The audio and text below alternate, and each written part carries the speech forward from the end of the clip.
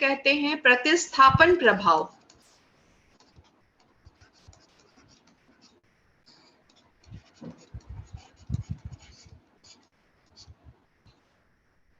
प्रतिस्थापन प्रभाव, substitution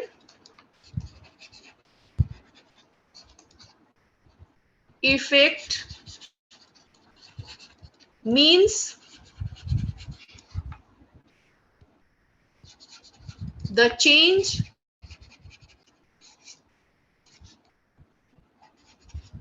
in the purchases of two goods as a consequence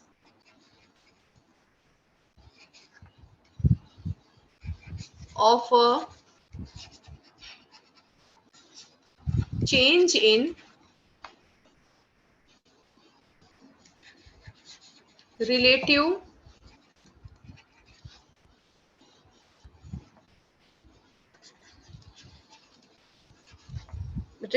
prices alone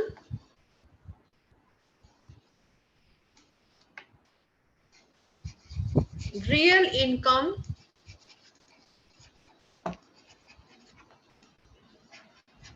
remaining constant।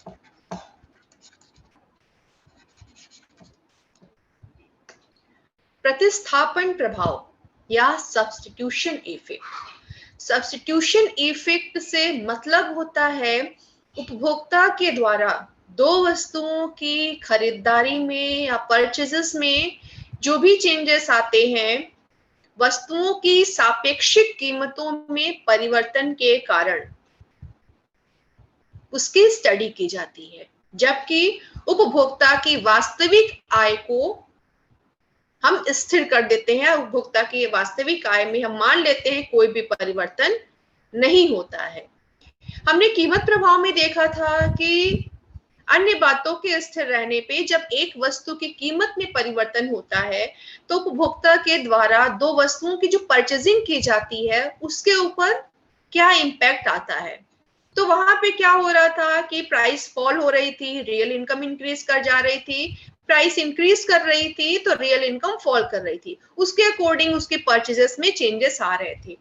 यहाँ पे प्रतिस्थापन प्रभाव में हम क्या करते हैं, हम उसकी वास्तविक आय को स्थिर कर देते हैं, और वास्तविक आय को स्थिर करते हुए रियल इनकम मतलब होता है परचेजिंग पावर, परचेजिंग पावर को स्थिर करते हुए जो भी चेंजेस आएंगे कंज्यूमर के द्वारा दो वस्तुओं के, दो गुड्स के परचेजेस के ऊपर, वो केवल इसलिए होता है क्योंकि रिलेटिव प्राइसेस में चेंज होता है, वस्तुओं की सापेक्षिक कीमतों में परिवर्तन होता है।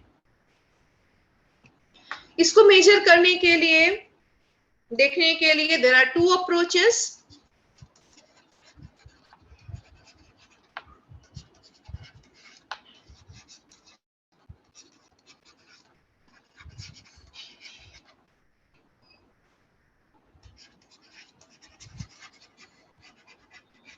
There are two approaches to measure substitution effect.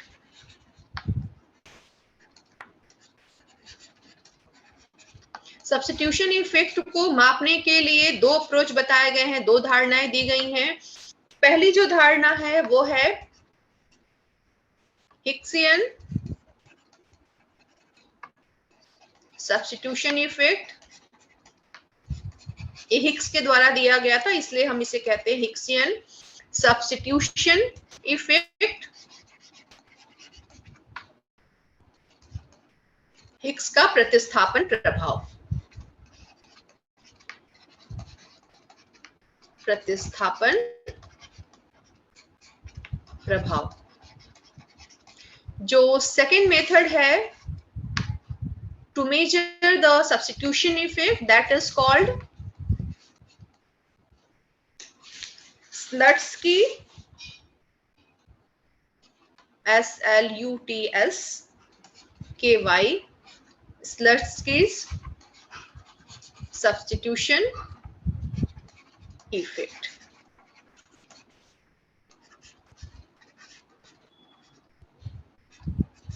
स्लट्स्की का प्रतिस्थापन प्रभाव। प्रतिस्थापन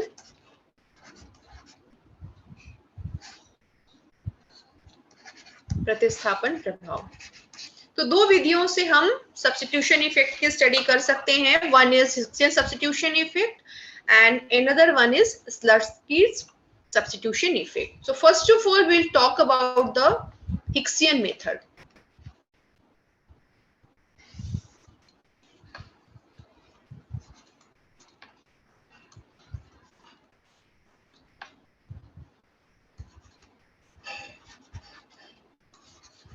Hicksian substitution effect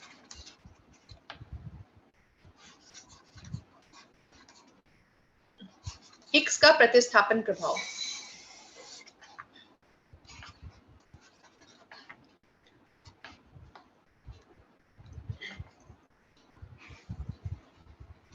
In Hicksian substitution effect, in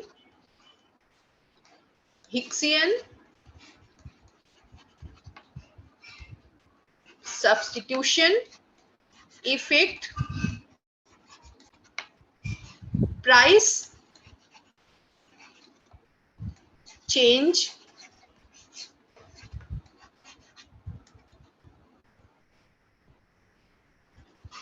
accompanied by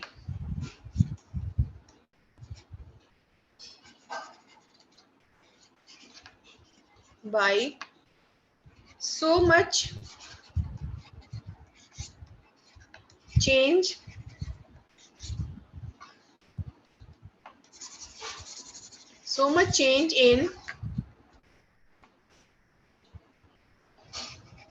in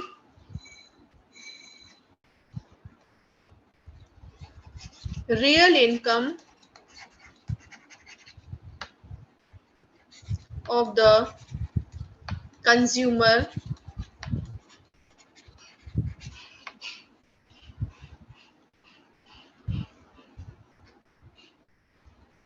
that he is neither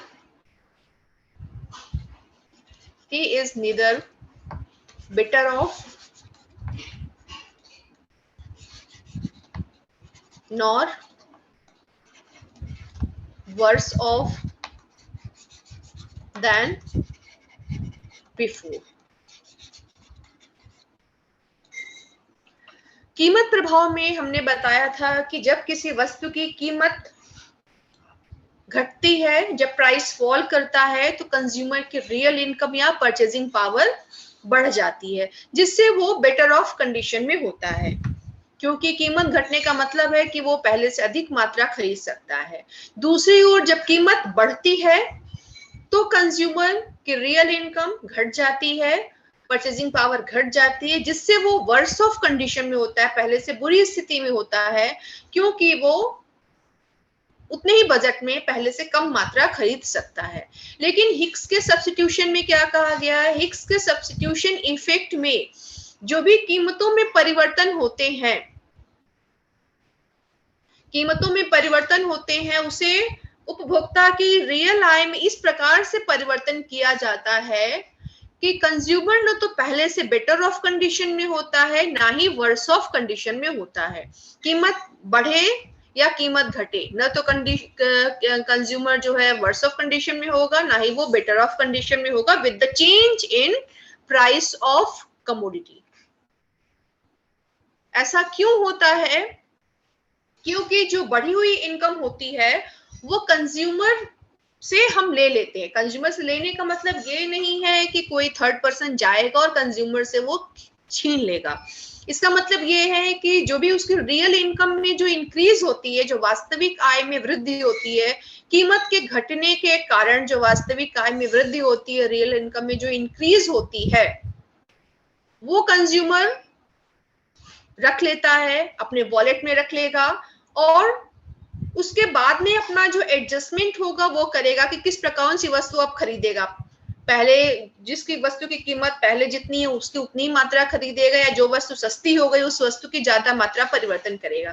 तो जो भी चेंजेस कंज्यूमर के द्वारा किए जाते हैं वो रिलेटिव प्राइस चेंज के कारण किए जाते हैं। मान लीजिए कंज्यूमर को दो वस्तुएं लेनी है, एप्पल लेना है और ऑरेंज लेना है। ऑरेंज की कीमत घट जाती है। ऑरेंज की कीमत घटने का मतलब क्या हुआ कि उसकी रियल इनकम बढ़ गई। मान लीजिए पहले उसने सोचा था कि ऑरेंज की कीमत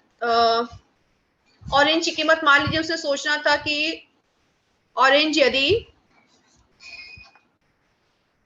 5 रुपीज पर पीस होगा, 5 रुपीज पर पीस होगा तो वो 10 पीसेस खरीदेगा। या पहले अधिक मान लेते हैं, इसको हम मान लेते हैं कि 10 रुपीज पर पीस है, ठीक है। इसको मान लेते हैं कि उसने सोच के रखा था कि यदि 10 रुपीज पर पीस होगा तो वो उसकी 10 यूनिट्स खरीदेगा। 10 यूनिट्स परचेस करेगा। He will purchase 10 units when the price of orange per unit is 10। तो इसका मतलब था कि वो 100 रुपीज उसके ऊपर खर्च करेगा। इसका मतलब कैसे हुआ 100 रुपीज, मतलब P into Q, P into Q is equal to 100। 10 price भी है, 10 क्वांटिटी भी है, इसका मतलब क्या हुआ कि ये 100 हो गया। तो 100 रुपीज वो खर्च करेगा और वो 10 यूनिट्स परचेस करेगा। लेकिन सपोज वो बाजार जाता है और उसे मालूम चलता है कि ऑरेंज की कीमत जो है 10 रुपीज पर पीस नहीं है, बल्कि ऑरेंज की कीमत क्या है, वो 5 रुपीज पर पीस हो जाती है। प्राइस ऑफ ऑरेंज जो है फॉल करता है और वो हो जाता है ₹5 पर पीस। ₹5 पर पीस होता है। इसका मतलब क्या है कि अब वो कितना बजट एलोकेट करके वो ले सकता है। तो 5 इंटू 10 इज इक्वल टू 50, मतलब 50 रुपीज में ही अब वो चाहे तो वो 10 ऑरेंजेस परचेस कर सकता है। तो 50 रुपीज की जो उसकी रियल इनकम, इसका मतलब क्या है, प्राइस फॉल किया, अब उसका पहले जितने बजट में, पहले से कम बजट में वो पहले से अधिक मात्रा ले पा रहा है। इसका मतलब क्या, रियल इनकम बढ़ गई। रियल इनकम कितनी बढ़ी है, ऑरेंज की यदि पर्सपेक्टिव में यदि हम बात करते हैं तो ऑरेंज के पर्सपेक्टिव में उसकी रियल इनकम जो है, रियल इनकम ₹50 इंक्रीज कर गई, ठीक है, ₹50 यहाँ पे इंक्रीज कर गई। तो यदि हम प्राइस इफेक्ट पढ़ रहे होते तो क्या करते हैं कि हम मान लेते हैं कि कंज्यूमर की जो रियल इनकम बढ़ी है वो उसको खर्च कर देगा और पहले से बेटर कंडीशन में होगा। लेकिन यहाँ पे क्या है, हम हिक्सियन सब्स्टिट्यूशन इफेक्ट को देख रहे हैं। यहाँ पे उसकी इनकम में, रियल इनकम को इस प्रकार से एडजस्ट किया जाएगा कि कंज्यूमर ना तो पहले से बेटर ऑफ कंडीशन में होगा, ना ही वर्स ऑफ कंडीशन में होगा with the change in price. तो ये जो उसके रियल इनकम में इंक्रीज हुआ है, 50 रुपीज का जो इंक्रीज हुआ है, ये कंज्यूमर से वापस ले लिया जाता है। वापस कैसे लेंगे, मान लेते कंज्यूमर ने सोच लिया है कि बढ़ी हुई इनकम जो है 50 रुपीज को वो अपने वॉलेट में रख लेगा, यहाँ पे वॉलेट में रख लेगा। He will not spend this increase income. 50 रुपए को उसने अपने वॉलेट में रख लिया। अब वो क्या कर सकता है, अब वो अपना एलोकेशन जो है एप्पल और ऑरेंज के ऊपर अपने एलोकेशन को वो चेंज करेगा। क्योंकि एप्पल की प्राइस यदि पहले 20 रुपीज पर पीस थी और अभी भी 20 रुपीज पर पीस है, लेकिन ऑरेंज उससे और सस्ता मिल रहा है, तो वो क्या कर सकता है, उसके पास चॉइस होगी कि पहले यदि एप्पल की ज्यादा मात्रा खरीद रहा था, 10 यूनिट्स खरीद रहा था, तो अब वो कर सकता है कि क्यों फालतू में हम एप्पल की 10 यूनिट्स ले, ऑरेंज तो और सस्ता हो गया है, तो हम ऑरेंज की मात्रा को बढ़ा दें और एप्पल की यूनिट्स को घटा दें। लेकिन ये जो भी चेंजेस आ रहे हैं केवल सापेक्षिक कीमतों में परिवर्तन के कारण आते हैं, क्योंकि उसे लगता है कि अब उसे एप्पल और महंगी लगने लगेगी। पहले 20 रुपए थी तो कम महंगी लग रही थी, लेकिन अब पता चल रहा है कि ये 5 रुपए कीमत होने पे उसकी कीमत 20 रुपए जो होगी 4 टाइम्स ज्यादा महंगी लगेगी। तो वो क्या करेगा, कुछ पैसे जो होगा एप्पल से निकालेगा और यहाँ पे ऑरेंज पे एलोकेट करेगा, ऑरेंज की ज्यादा मात्रा वो खर्चा करेगा।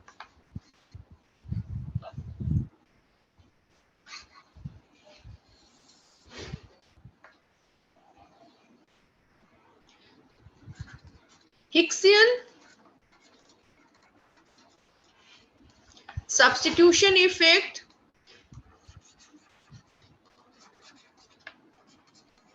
takes place on the same indifference curve.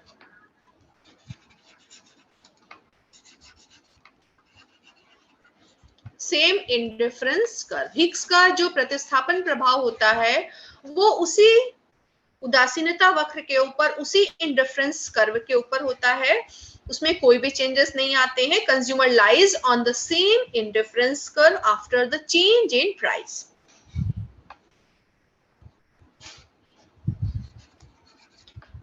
Hicks has explained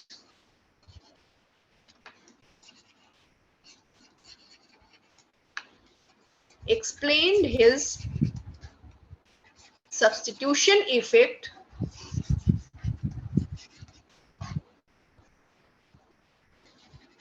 independent of income effect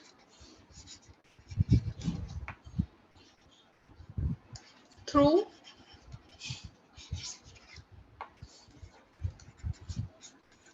compensating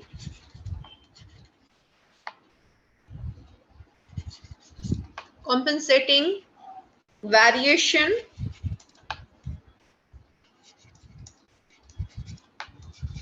in income. Hicks ने अपना प्रतिस्थापन प्रभाव आय प्रभाव से स्वतंत्र आय में क्षतिपूरक परिवर्तन के द्वारा स्पष्ट किया है. इसमें आय प्रभाव नहीं दिखाया जाता है, आय प्रभाव से अलग दिखाया गया है, क्योंकि आय प्रभाव होगा, यदि आय प्रभाव होने का मतलब क्या है कि कंज्यूमर जो है प्राइस फॉल होने पे पहले से बेटर ऑफ कंडीशन में होगा, प्राइस के इंक्रीज करने पे वर्स ऑफ कंडीशन में होगा. तो यहाँ पे ये नहीं दिखाया गया है. इसको हम एक ग्राफ के थ्रू समझ सकते हैं.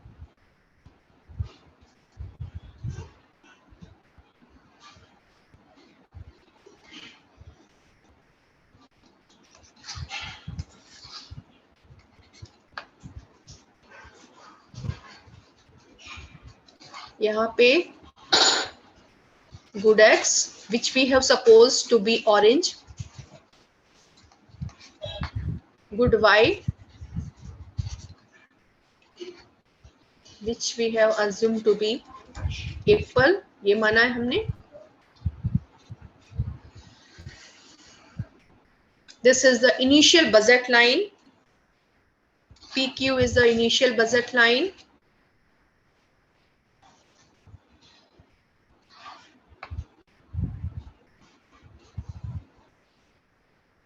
Where consumer is in equilibrium.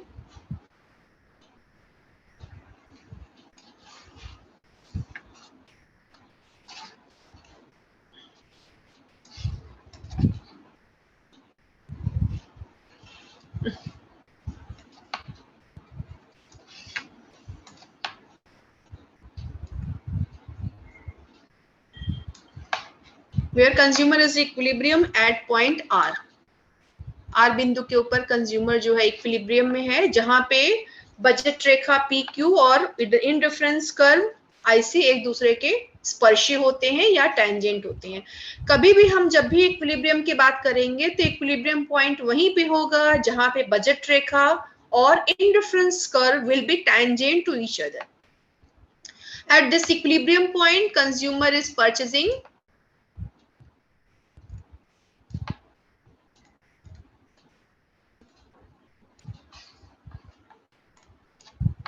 OA of commodity X. Orange कितनी मात्रा ले रहा है, तो ऑरेंज की मात्रा ले रहा है, OA मात्रा वो परचेस करता है.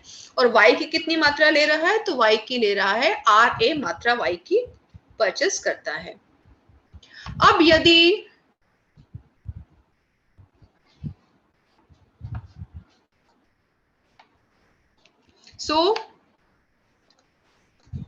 initial equilibrium at point R बिंदु के ऊपर होता है, where consumer purchases OA of good X and RA of good Y.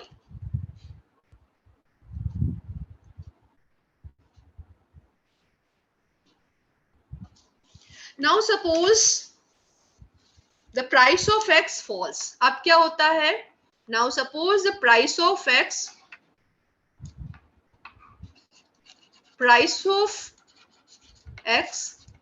falls.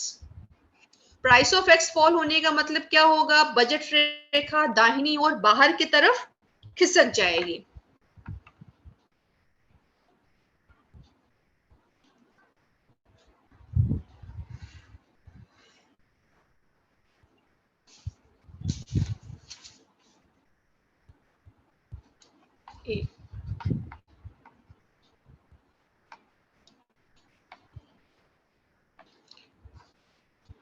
दाहिनी और बाहर की तरफ ये नई बजट रेखा खिसक जाएगी and this will be PQ1। इसका मतलब क्या है?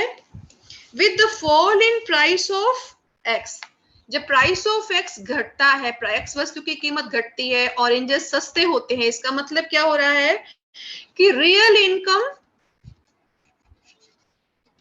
वास्तविक आय जिसे हम बोलते हैं रियल इनकम, और परचेजिंग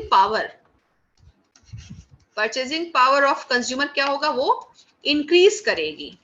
प्राइस फॉल किया तो रियल इनकम क्या हो रही है? रियल इनकम जो है वो इंक्रीज करती है, बढ़ जाती है, वास्तविक आय जो है बढ़ जाती है। अब क्या करना होगा? To make compensatory variation in income,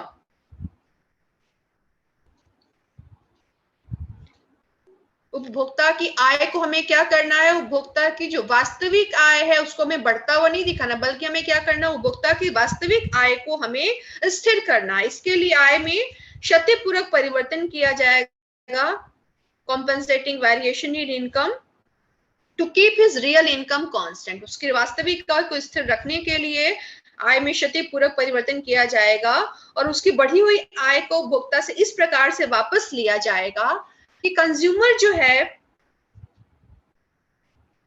उसी उदासीनता वक्र के ऊपर रहे। यदि इस एक ही इंडिफरेंस कर्व होता है, हमने बताया भी था कि एक इंडिफरेंस कर्व के ऊपर जितने भी पॉइंट्स होते हैं, जितने भी कॉम्बिनेशन होते हैं टू गुड्स के, वो इक्वल लेवल ऑफ सेटिस्फैक्शन को दिखाते हैं।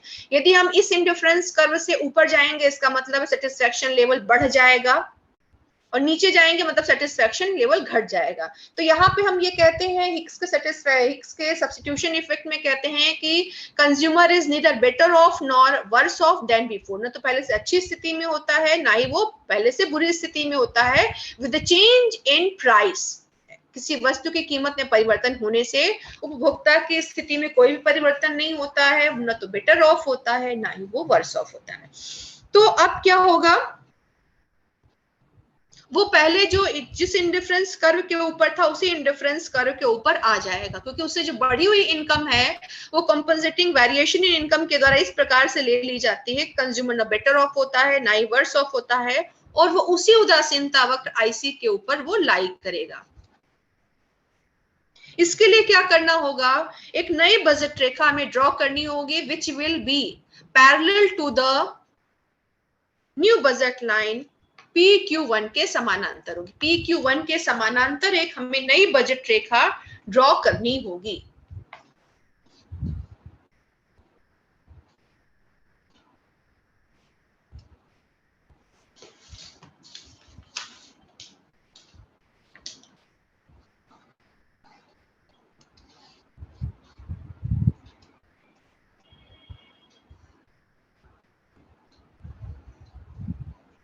PQ1 के समानांतर, PQ1 ये है, इसके समानांतर हमने एक नई बजट रेखा ड्रॉ की है M एन, एम ड्रॉ की है जो कि आईसी के टेंजेंट है, एस बिंदु के ऊपर आईसी की टेंजेंट होती है, एस बिंदु पर आईसी की टेंजेंट होती है। और यहाँ पे उसका कंज्यूमर का इक्विलिब्रियम एस पॉइंट पे हो रहा है where the new budget line MN and IC are tangent to each other. यहाँ पे कंज्यूमर जो है एक्स वस्तु की पहले से अधिक मात्रा परचेस करेगा क्योंकि एक्स वस्तु सस्ती हो गई है। तो यहाँ पे कंज्यूमर पहले से एक्स वस्तु की अधिक मात्रा परचेस कर रहा है, एज ओ भी परचेस करता है।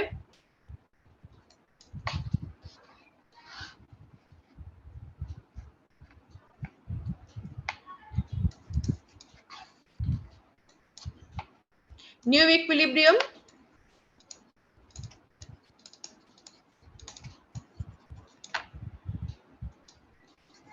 at point S where budget line MN and IC are tangent to each other.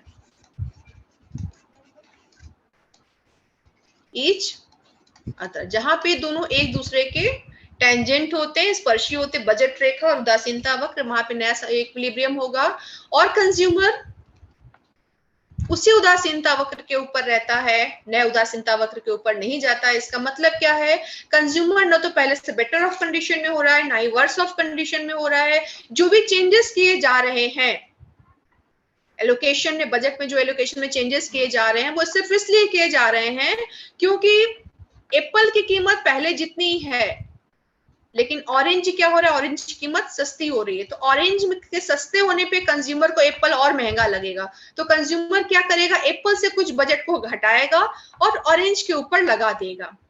लेकिन जो 50 रुपए की रियल इनकम जो मैंने पहले दिखाया था इंक्रीज हो रही थी, उस रियल इनकम को वो टच नहीं करेगा, वो वैसे के वैसे ही अपने वॉलेट में डाल लेगा। अब लेकिन जो बचा हुआ पैसा होगा 50 रुपए के अलावा जो पहले का बजट था वो दोनों वस्तुओं के ऊपर एलोकेट करेगा। तो महंगी वस्तु को कम खरीदेगा जो कि एप्पल है, और सस्ती वस्तु जो ऑरेंज हो गई है वो ज्यादा खरीदेगा। तो जो भी एलोकेशन में चेंजेस हुए हैं that is just because of the relative change in prices, वस्तु के सापेक्षिक कीमतों में परिवर्तन के कारण होते हैं, जबकि वस्तु की उपभोक्ता की वास्तविक आय में कोई भी परिवर्तन नहीं होते, उपभोक्ता की वास्तविक आय स्थिर ही रहती है।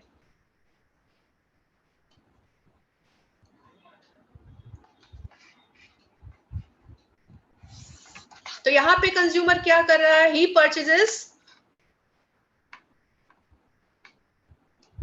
more of X at point S and less of good Y. Good Y की कम मात्रा परचेस करेगा और गुड एक्स की अधिक मात्रा परचेस करेगा, क्योंकि X has become cheaper and Y despite there is no change in price of good y, but it will seem to consumer the dearer one, महंगी लगेगी, इसलिए वो क्या करेगा, कंज्यूमर एप्पल में से कुछ बजट को निकालेगा और वो एलोकेट कर देगा, ऑरेंजेस के ऊपर एलोकेट करेगा और ऑरेंजेस की ज्यादा मात्रा परचेस करेगा। सब्स्टिट्यूशन इफेक्ट हमेशा ही नेगेटिव होता है, कभी भी ये पॉजिटिव नहीं होता है, ये नेगेटिव ही होता है। ये निगेटिव जो सब्स्टिट्यूशन इफेक्ट होता है ये बताता है कि कंज्यूमर सस्ती वस्तु को अधिक खरीदता है और महंगी वस्तु को कम खरीदता है। जब प्राइस फॉल करता है तो कंज्यूमर उसकी अधिक मात्रा खरीदता है, प्राइस इंक्रीज करता है तो उसकी कम मात्रा खरीदता है। This was the substitution effect given by Hicks. Hicks के सब्स्टिट्यूशन में इफेक्ट में बस यही डिफरेंस है कि हिक्स के सब्स्टिट्यूशन इफेक्ट में कंज्यूमर प्राइस चेंज होने के बावजूद भी पहले से ना तो बेटर ऑफ कंडीशन में होता है ना ही वर्स ऑफ कंडीशन में होता है। इट मींस ही इज न तो अच्छी स्थिति में होगा ना ही वो बुरी स्थिति में होगा। दूसरा जो अप्रोच दिया गया है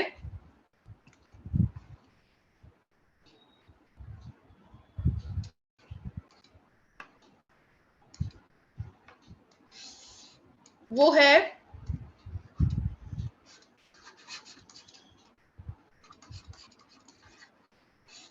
स्लट्सकीज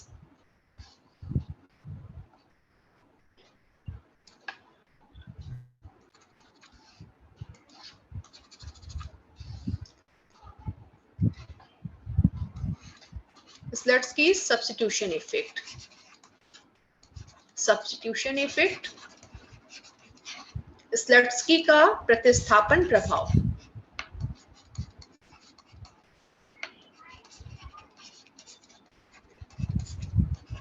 का प्रतिस्थापन प्रभाव।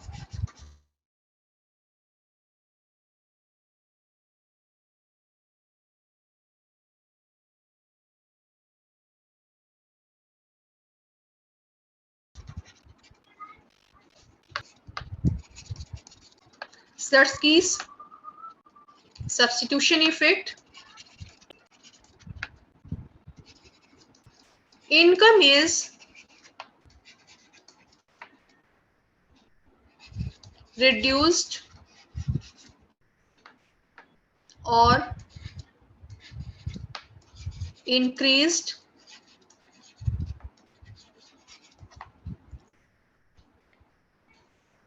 संजना मेरी आवाज आ रही है ना?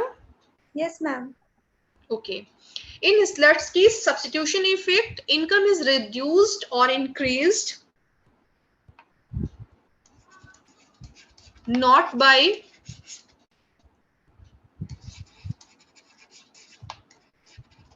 compensating variation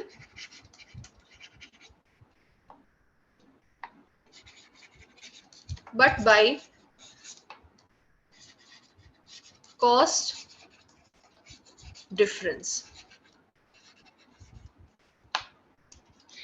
स्लट्सकी के प्रतिस्थापन प्रभाव में जो वास्तविक आय में कमी की जाती है, मतलब प्राइस चेंज के बाद में जो वास्तविक आय में चेंजेस आते हैं उसमें जो परिवर्तन किया जाता है, इंक्रीज या डिक्रीज जो भी किया जाता है, वो कॉम्पनसेटिंग वेरिएशन के द्वारा नहीं किया जाता है, आय में शक्तिपूरक परिवर्तन के द्वारा नहीं किया जाता है, बल्कि कॉस्ट डिफरेंस के द्वारा किया जाता है।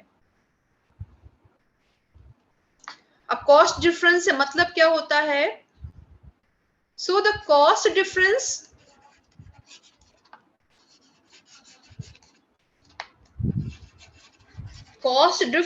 refers to the difference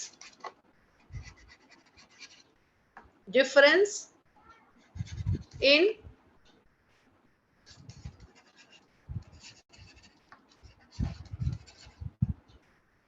purchasing power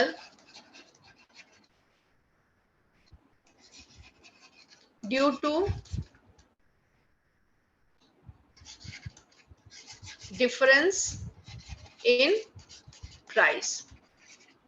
लागत अंतर से तात्पर्य होता है परचेजिंग पावर में अंतर से, मतलब क्रय क्षमता में परिवर्तन होने से तात्पर्य है। यहाँ पे लागत अंतर से तात्पर्य होता है जो क्रय क्षमता या परचेजिंग पावर में जो अंतर आता है, और वो इसलिए आता है क्योंकि कीमतों में परिवर्तन होता है, प्राइसेस में चेंजेस होते हैं, इसलिए लागत में भी चेंजेस होते हैं।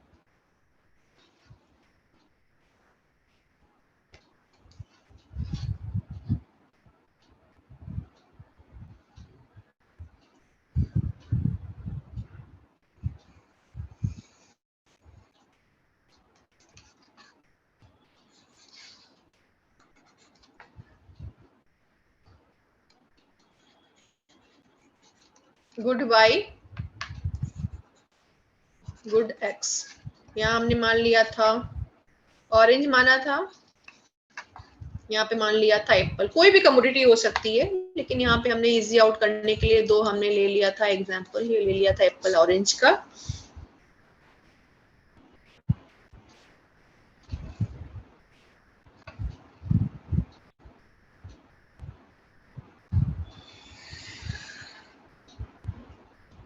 यहाँ पे भी PQ is the initial budget line where consumer is in equilibrium at point R के ऊपर इक्विलिब्रियम में होता है।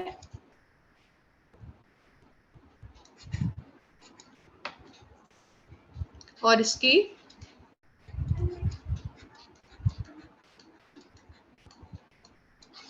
एक्स वस्तु की वो लेता है OA और वाई वस्तु की RA मात्रा। वर्टिकल देखेंगे तो हमें वाई वस्तु दिखेगी और हॉरिजॉन्टली जाएंगे तो हमें ऑरेंज दिखेगा।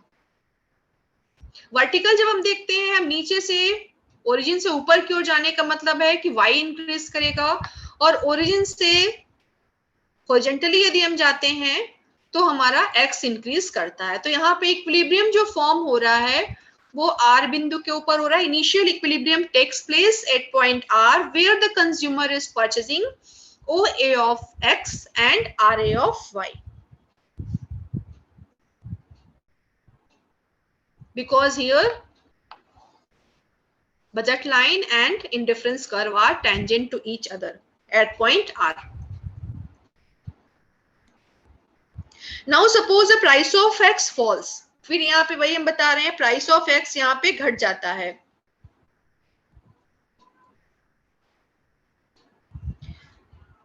प्राइस ऑफ एक्स के फॉल करने का मतलब क्या होगा कि कंज्यूमर की जो परचेसिंग पावर है या रियल इनकम है वो इंक्रीज कर जाती है।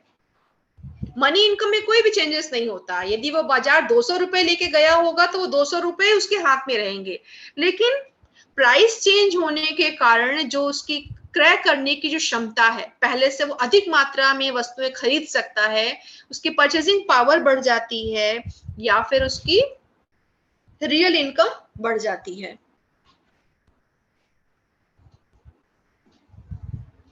और क्या होगा उस ऐसी स्थिति में, क्या होगा, उसकी बजट रेखा जो है, प्राइस फॉल कंडीशन में क्या होता है, बजट रेखा दाहिनी और बाहर की तरफ खिसक करके PQ1 हो जाती है। दाहिनी रेखा, बजट रेखा जो है दाहिनी और बाहर खिसक करके PQ1 हो जाती है। ये दर्शाती है उसकी बजट रेखा की जैसे ही एक्स वस्तु की कीमत घटी उसकी जो परचेसिंग पावर है वो बढ़ गई है। अब क्या किया जाएगा, now in order to find out Slutsky substitution effect, हमें क्या करना, हमें निकालना है स्लट्सकी का प्रतिस्थापन प्रभाव। तो हम कैसे निकालेंगे, उसकी जो रियल इनकम है उसको हम घटाएंगे। कैसे घटाएंगे, कॉस्ट डिफरेंस के द्वारा घटाएंगे। इतना घटाएंगे कि यदि वो चाहे तो जो वस्तुएं वो परचेस कर रहा था, पहले जो परचेस कर रहा था, इस बिंदु के ऊपर परचेस कर रहा था, उतना ही वो परचेस कर सकता है। इतना हम चेंजेस करेंगे, उसको हम इतना लिबर्टी देते हैं कि यदि वो चाहे तो वस्तुओं के पुराने बंडल को खरीद सकता है।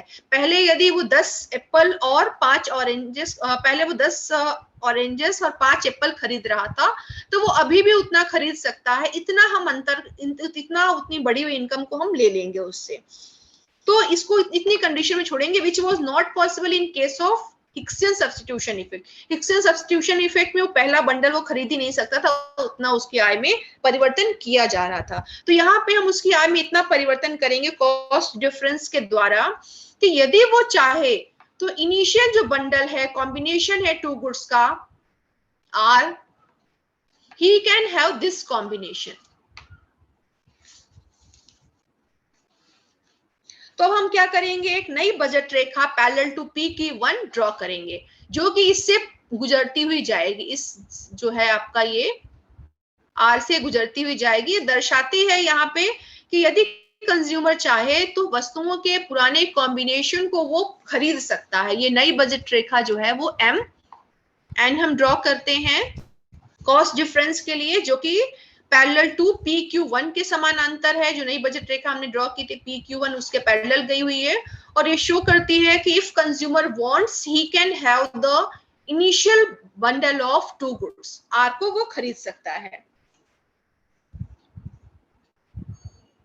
अब क्या है कि यहाँ पे उसकी परचेसिंग पावर इसके रिस्पेक्ट पे इतनी कम हो जाएगी, यदि हम नई बजट रेखा ड्रॉ करते हैं तो वो एक्स वाई के लिए इतनी कम हो जाएगी, PM कम हो जाएगी, और एक्स के रिस्पेक्ट में उसकी कैपेसिटी जो परचेस करने की है वो NQ1 कम हो जाएगी। क्योंकि पहले वो वाई की पूरा बजट वाई के ऊपर एलोकेट करता तो OP मात्रा ले पाता, और एक्स के ऊपर पूरा बजट एलोकेट करता तो ओ क्यू 1 मात्रा ले पाता। लेकिन अब कितनी ले पाएगा? यदि अपना पूरा बजट जो है एक्स वस्तु के ऊपर लगाएगा तो ओ एन मात्रा ले पाएगा, क्योंकि बजट रेखा यहां तक जा रही है, और वाई वस्तु के ऊपर लगाएगा तो ओ एम ले पाएगा। लेकिन अब कंज्यूमर इस बंडल को नहीं लेगा, पुराने बंडल को लेना पसंद नहीं करेगा। क्यों पसंद नहीं करेगा? कि कंज्यूमर की टेंडेंसी होती है जो वस्तु सस्ती होती है उसकी वो ज्यादा मात्रा परचेस करता है, और डियरर कमोडिटी जो होती है, जो महंगी वस्तु होती है, उसकी कम मात्रा लेना पसंद करता है। तो क्या करेगा कंज्यूमर? यहां पे नहीं होगा, उसका नया जो इक्विलिब्रियम होगा वो यहां पे होगा, इस पॉइंट के ऊपर होगा, नई बजट रेखा के ऊपर होगा और नया उदासीनता वक्र के ऊपर होगा। यहां पे होगा आईसी 1 के ऊपर होगा, जहां पे बजट रेखा एमएन और इंडिफरेंस कर्व IC1 एक दूसरे के टेंजेंट होंगे। यहां पे वो क्या करेगा? इसको इग्नोर करेगा। चाहे तो इसको परचेस कर सकता है आर को, लेकिन एक आर को परचेस इसलिए नहीं करेगा कि वो महंगी वस्तु से सस्ती वस्तु को प्रतिस्थापित करना पसंद करेगा, और वो यहां पे जाएगा, एस बिंदु के ऊपर होगा, और वो कमोडिटी एक्स की ओबी मात्रा लेगा और कमोडिटी वाई की एसबी मात्रा को परचेस करेगा।